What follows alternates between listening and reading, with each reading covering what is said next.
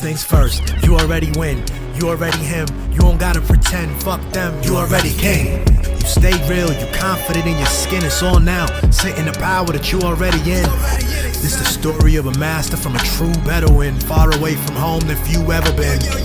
First round pick, league of the smooth gentleman. The game rigged like 50 said it's a cruel sentiment. I'm from the era when lyrics and bars is over everything. 5-star veteran. You couldn't walk in my fucking shoes or carry them. Excuse my borderline is very thin. Married to the game like ever since maybe 2010. I realized most of y'all not serious. Point blank period. Chevy Stems. A new narrative. What up? What's going on, y'all? It is October 26th. It is 5 p.m. This is episode 96 of How Billy Sees It. This is the 30 episodes in 30 days series. This is day 13 out of the 30. We are rolling. We are rocking and rolling, man. So much going on. I think yesterday I did an episode about perspective. And a little bit about journalism and like the right-wing journalism. And I did some talking about like perspective and a little bit further into my notions of what I think, philosophy slash spirituality is. And it was a good episode. And I think right now I'm calling it What More Can I Say is the name of this video. But who knows what happens? I might say something here that will lend itself to a different title, and I'll change the title up. But on day 13, I'm just like, wow, I feel good. I feel like I got into some areas that were like weird and murky to me, and places that felt controversial. And to me, for me, it's like clearing it all out. I want to air it out. I want to be free. I want to be free like some of these motherfuckers I see on the internet. Some of these guys, people I kind of enjoy, other people I have disdain for, other people I'm a little bit specious. It's like a little bit, uncertain about, but they just get to roll. There's no arena that is outside of like a comfort zone. You know what I mean? And that's the exact opposite of like the kind of stuff we get on TV. This kind of very controlled conversation, saying just the right things and pick just the right people to say just the right things. I think this era is all about genuine discourse, even if it's offensive, even if it's a little weird, even if it gets on people's triggers, this and that. We walk through it. We walking through it. We figuring it out. We developing language together. We're getting an understanding of each other better through the interaction. Absolutely necessary. Without it, we miss out on the opportunity to understand each other better if we don't get into it. So even if you got something to say that I dislike, say that shit, and I will defend your right to say that shit, frankly. But if I see you that you're someone who doesn't improve themselves, you're not someone who adds facts and information, new perspective, you're not someone who's able to incorporate new information well and improve on their reality, then we might have an issue. Then I might have to come at you. But for the most part, if you're just a serious person, a serious and curious person, open-minded and willing to learn from other people with a humanist ethic and value, where you see value in other people and you recognize that other people have a right to their words and their language and their assessment of themselves, and a right to assert their truth and their place in this world. If we can have a conversation that way, then this is the place for you. How Billy Sees It is the place for you. And we working on some new stuff. I'm telling you, I'm working on a new show concept that'll be kind of a debate show. It'll be good. I'm trying to figure out how to do it logistically, remotely, and come up with the right incentives. Like I said, the goal will be to incentivize real discourse. I don't necessarily want people who agree with each other. We want, for it to be interesting, it'll include people who have differing opinions. Maybe we'll, ask questions that parse out differences that then like naturally provoke awareness of difference, but that we're dealing with. And I'm gonna have a small little roster of like real talented people who communicate well and who understand the value, the importance, and the skill of incorporating each other's language, listening to each other, seeing each other, who understand perspective, who understand how to engage in a conversation, not a call and response, not a question off the teleprompter and then response, and then a question off the teleprompter and then response, but like an engagement for an hour or more, maybe 2 hours even, if it can be done. We'll get into that. So that's what I'm working on. That's what I'm working on. Like I said, just feeling good, feeling good to even be on here, um, talking and getting comfortable. Um, and really, like I said, getting into stuff like what is even controversial? What does it mean that something's controversial? Even what does that even mean? Huh? What does it mean? Controversial versus non-controversial. Everything, it seems, has the capacity to be controversial. If you're making an interesting statement, any worthwhile, interesting statement has the potential to be controversial. Unless you're saying something entirely related to the self, something entirely of the self, a personal uh, descriptor, or that, then there could be no controversy beyond that, right? Inside that space, you're just telling them about myself. But everything else is controversial, and it's funny to watch how people will happily walk into certain controversies, stand boldly in a controversy, be controversial on certain topics, say things with the full chest on a certain topic, and in another topic, too controversial.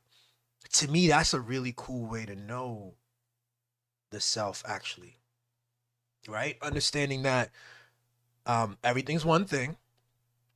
The differences relate to the words and the labels we put on things.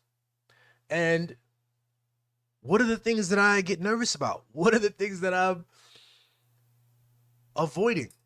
You know what I mean? I say this before, like in terms of, we talked about the healing journey a couple episodes ago.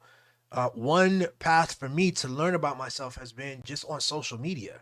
Just like, what do I post about quickly without hesitation? Oh, I wanna here's something fun and interesting and creative. Let me share that. Okay, great.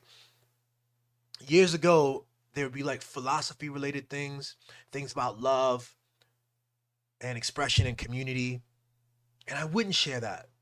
And well, why? What is it? What am I? What pauses? What stops me from doing that? Who am I? What am I? What's the difference? Does this interest me enough versus, like, why would I stop myself from sharing this with someone else? What am I trying to present versus who I am? Extend that to, I'm talking about memes and like really love oriented memes, but extend that to political stuff. If I have a position on the two political mainstream candidates or about the third parties, why do I hold off? If I have a position about genocide and about Gaza, why do I hold off? What tells me to do that? I know when I worked in the news industry, we had a ready-made excuse. Our contracts included a commitment to be politically aloof and politically, what's the word? Non-biased, quote unquote, whatever. To not have a political opinion publicly. But as a private citizen, what does that to us? Like, what is that? You know what I'm saying? So whenever I got interested in that, when I got interested in that in myself, like, who am I? What am I afraid of? Why can't I speak up for humanity? Why can't I speak up for truth? Why can't I speak up for black people in a different context? Why can't I speak up for women? Why can't I speak up for queer people?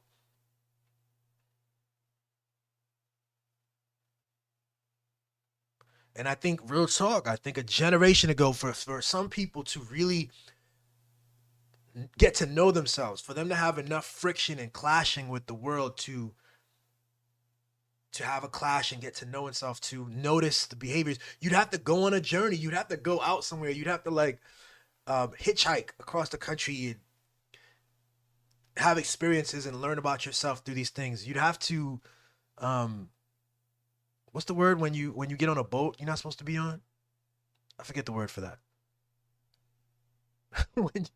Go on a journey, an epic journey, and then learn from all these things. But I'll tell you what, we have this privilege in 2024 with Facebook and Instagram, just simply to watch how I interact with things. What do I like? What don't I like? What do I share? What don't I share? Even if I don't, what do I think about share? Like, what do I share and then think about it, and I get a little bit of nervous about sharing it. You know, I'll keep it $100 when uh October 7th happened in 2023. I had an internal awareness. Like, I'm that conflict is one that I went to grad school for ethics and international relations, and the Israel-Palestine conflict is considered like the mother of conflicts on this planet, of intractable conflicts. And you know, the nerves and the anxiety around how to speak about this conflict, or if you can or if you should, were strong. I think they're strong for a lot of people, but they were strong even in me.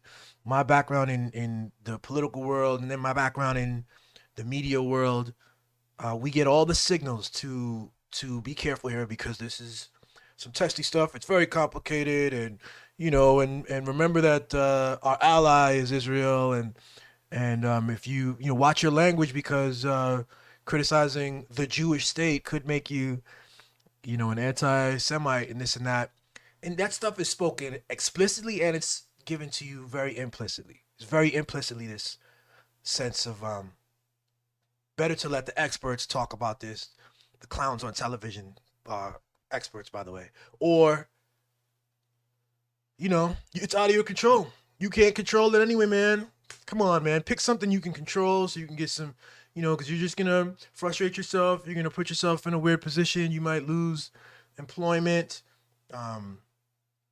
You see, they go over the top and have like police attacking students on campus for their encampments, students at risk for not graduating, and all this stuff. Over the top with the House of Representatives voting resolutions to merge certain language,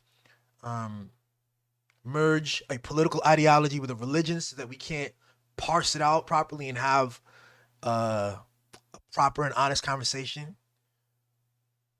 So, and they started the conversation. You remember around that time, they started everything with, do you condemn Hamas? Do you condemn Hamas? Do you condemn Hamas? That was the starter. That was the conversation on television, modeled intentionally, prepared the viewer to understand that this is the central point. You have to start there. And once you start there, it carries you down a road. It carries you down a whole bunch of assumptions. Very brilliant stuff. Very intentional psyop stuff. And I had my own very particular lens on it, as someone, like I said, with a background in graduate school on the subject. And also someone from Brooklyn with with Jewish friends from high school, who has a particular awareness of what anti-Semitism is, how ugly it can be, just like any other kind of racism. And so wanting to be appropriate, wanting to be careful and mindful and loving, but all of these things are there. And then there's like your ability to do your thing and to live. What I mean is, like, posting, if I agree with something, and I agree with it strongly and forcefully, and then I put it up, I queue it up to post, and then I get weird and squirmy, and then I pull it down, that's telling you something. It's telling you something not about the world, maybe something about the world, but more important than that, it's telling you something about yourself and how you view that thing, that topic. Everything about how you view that topic, to how you view yourself, to how you view the world, to how you trust your own voice, how you view your whoever the viewing friends, the people on Facebook or wherever that, the your followers, what you think who you think your followers are, what you think might happen there. It also says about your motivations. If you're interested, what you think people would unfollow or unsubscribe from you. So you're very concerned with that. You're more concerned with that than you are with the thing you wanted to post. Okay. Be clear about that. Like, understand yourself on that. For me, I chose to keep pushing forward. I decided, and it was a powerful decision. I think back to early in like my Instagram live days when I first started this stuff. I said on camera, I said, I do not live in a world where I have to think twice and think 3 times and double check to make sure I'm um, not offending someone or that I'm saying the politically correct thing. I don't want to be that person. I've never wanted to be that person. I've never wanted to be that person. And I found myself down a path where that performance was being required of me and asked of me. I was like, no, I'm not going to do that. And it's changed everything. Like that decision, and then actually meaning that and like playing that out and noticing when I hit a road bump or an obstacle, something that was pulling me back into that thing that I said I wouldn't want to be, noticing that. Maybe I didn't win every single time. There are several things I haven't posted, believe it or not, but to win it most of the time, because there's nothing to be fearful of. Because there's absolutely nothing to be fearful of. That's one reason. Another reason is to remember, look around and see how these other people are not fearful. Look how Ben Shapiro is not fearful to be a genocide denier. Look how that kicker from the NFL is not fearful. Harrison Butker is not fearful to be an absurd, like, old sexist. How these politicians are not fearful to say their racist truths and to just kind of stand on it. But we're taught, some of us are taught to be humble and to be chill and to avoid being seen, and you just kind of let the experts handle it again, or whoever's out there. It's too big. It's too big for us. I think that's all trash. I think everything's controversial. I think everything is cool and benign. And I am as powerful and meaningful, and my voice is as necessary as anyone else's. Maybe more so in some cases. In the cases that, in the places that I've put effort in, and that my intentions are entirely different. My intentions aren't to just be seen and sell things, and my intentions are to arrive at truth. My intentions then set me up to like actually contribute something strong, So yeah, I'm gonna talk, man. We gonna talk. Nothing's controversial. Nothing's off limits. We are interested in truth out here. When you're interested in truth, what's the limit on truth?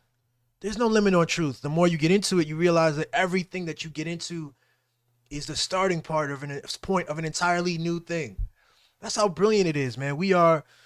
Our brains are so powerful. We don't even realize. I think our brains are so powerful, man. We receive so much. I've given the metaphor of like a ray of light, of like pure light coming through a spectrum that each of us kind of operates as a spectrum, or maybe our brains do, and our brains take this pure light and our brains fracture that light into the whole spectrum of color that we understand, and that we have names for. But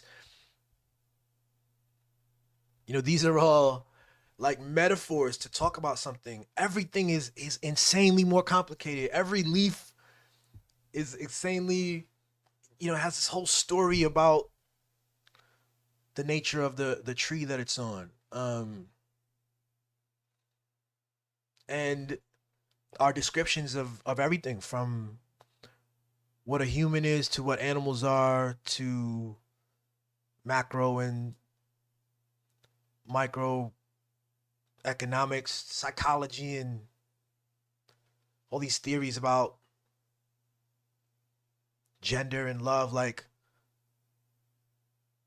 we have to get into the weeds to talk. Theories about religion and faith, we got to get into the weeds and talk. We can't play small. We can't play scared. We can't have like these little locked doors and closed closets, and we told ourselves that there's a snake in that room, and so we don't talk. Meanwhile, that room is actually a powerful um opportunity for those who are willing to step in that room and look in and actually give us a sense that, yo, the water's good in this room. It's actually good. There's actually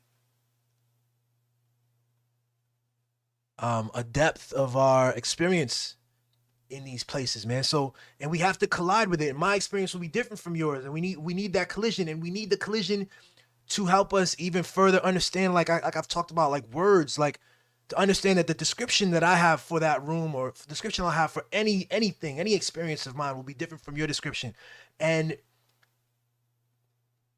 learning to let that be, learning to understand that it's not that we're clashing, it's not that we're clashing and disagreeing with one another, it's that we're using different words and that we have different points of awareness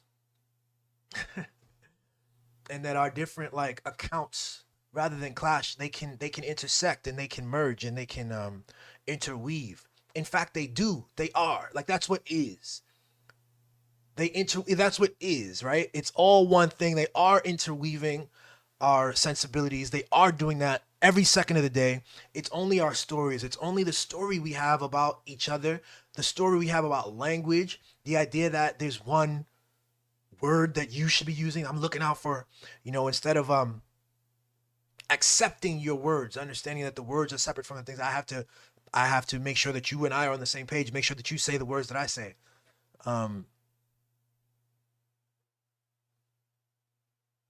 I think that's like we're moving into a different age, of understanding about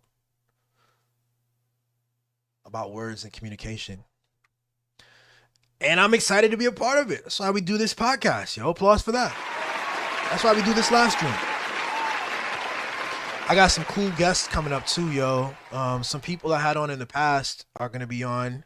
I'm gonna have Sheba on for one of these 30 in the next second half of this 30 for 30. Sheba's gonna be on here.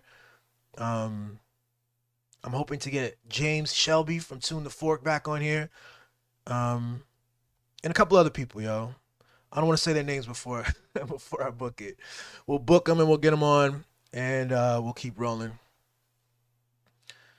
Yeah, yo. What else is up? Applause for that.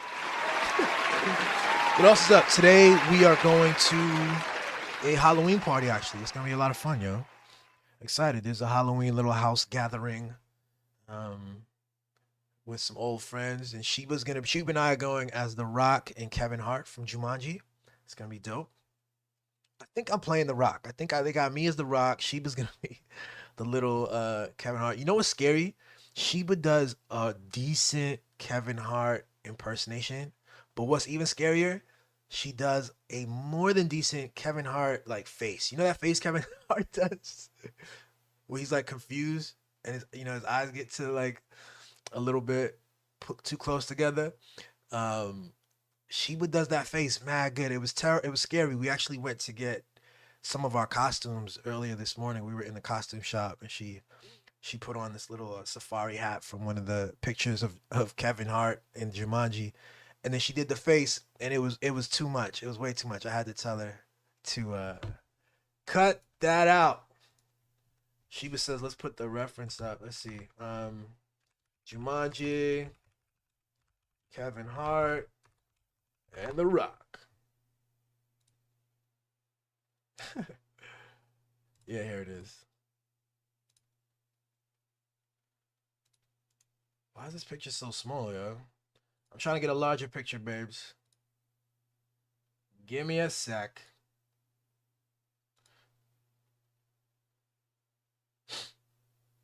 What the?